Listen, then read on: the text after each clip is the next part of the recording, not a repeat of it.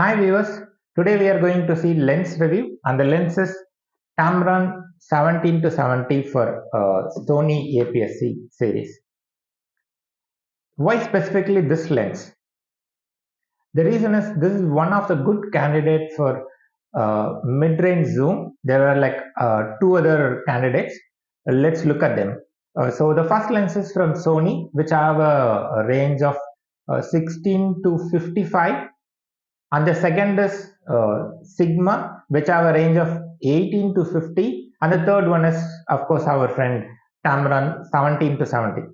All three of them have a constant aperture of f2.8, meaning throughout the zoom range, the maximum aperture is 2.8, which is an added advantage. And then all three of them are released almost in a similar time period.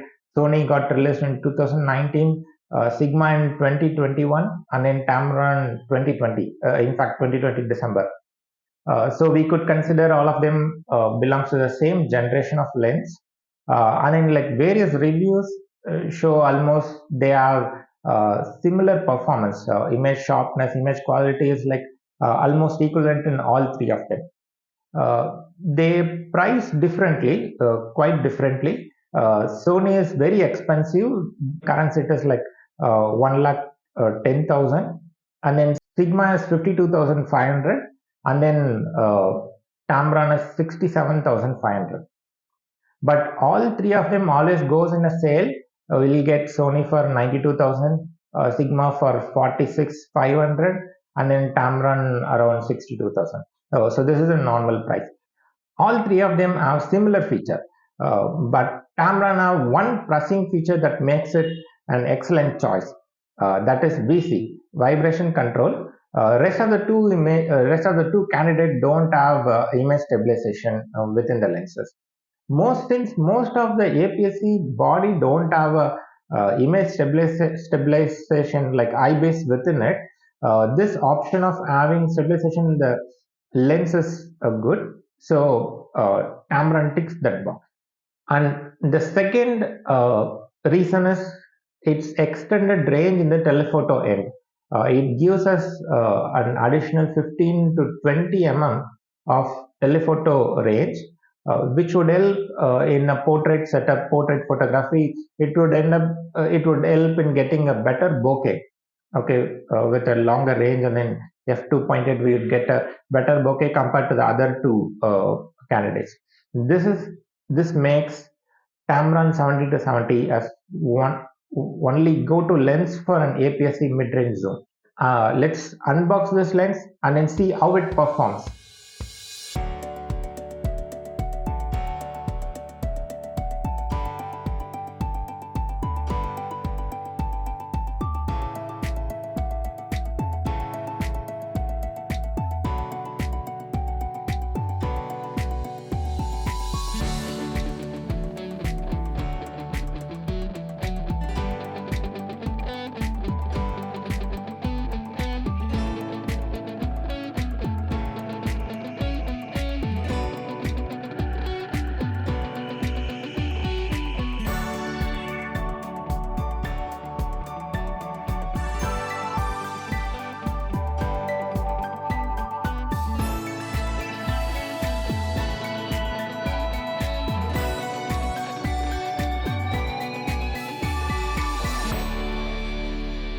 Package includes front lens cap, rear lens cap, and then lens spool. Let's try to put it straight. Okay, front lens element is fairly large. It has a filter size of 67 mm, and then rear lens cap, and it have a rubber lining, weather sealing. Rotation of the zoom ring is at the front, and rotation of it is like very smooth. Almost within 25% of the rotation we could cover the full zoom range. It's very nice and dampened also. Let's say if it won't normally fall out because of weight. Okay, it's like it's good, well dampened. Okay, focal ring is electronic. It rotates infinitely since it is electronic one, and then rotation is also smooth. Let's see how this lens performs in the field. I took this lens and went on a photo trip with my friend. We started early and we took a lot of photos of sunrise, portrait of each other. We tried even street photography. Then we went to a lake nearby and then took few images of the water body. Even we tried long exposure shots. Then when I came back and then started editing, I noticed this specific image. It looks like having before I tried to apply a vignetting effect, it was already having it. You can notice this clearly in the thumbnail. Then I thought uh, something is wrong, and maybe I would have took that image uh, with an ND filter. Then I checked other images; they also seems to have this. Then I carefully noted whichever image have clear sky. I started seeing those kind of rings. Then I took the camera and then took few test shots indoor, and then all of them appear to have it. Not only in the end result, sometime I started seeing these rings in the viewfinder itself. Whenever the camera is operated at an wide open aperture like 2.8, we can this effect is very much clear. Then I thought lens correction might not have been enabled. So I checked those settings. I enabled disable lens correction. Nothing worked. I even tried shooting it in JPG. Still, I could keep seeing this. I cannot stop seeing these rings, these vignetting rings. I thought something is wrong with the copy that I received. Might be some kind of manufacturing defect. And then I requested for a replacement. As soon as I received the replacement, I went to my terrace and took this test shots. Even the replaced new lens started showing this kind of vignetting rings or exposure rings.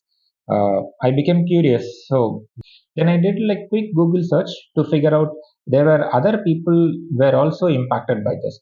I stumbled across this Adobe community where people were discussing for the same lens, but for a Fujifilm mount, people were experiencing this kind of rings at a wide open aperture. The discussion direction is people were saying the problem is with the Lightroom and it is not applying the correct correction profile to the raw images. Uh, but as I said earlier, I am having the same problem even with the JPG. Then I came across this review. See that? As I'm switching from F2.8 to F3.2 to F3.5 to F4, and I'll go fast. Look. This review is for Fujifilm mount. Still, we could see the rings here. So then I thought something serious issue. Then I wrote to Tamron India and US mentioning this problem that I'm facing. I feel something is wrong with the firmware, some bug or so. It might be reporting incorrect parameters to the body, and then body is applying again in turn apply incorrect correction profile. That's why we see this. Let's wait what Tamron replies. Amazon is kind enough to take back my lens, so there is no financial loss.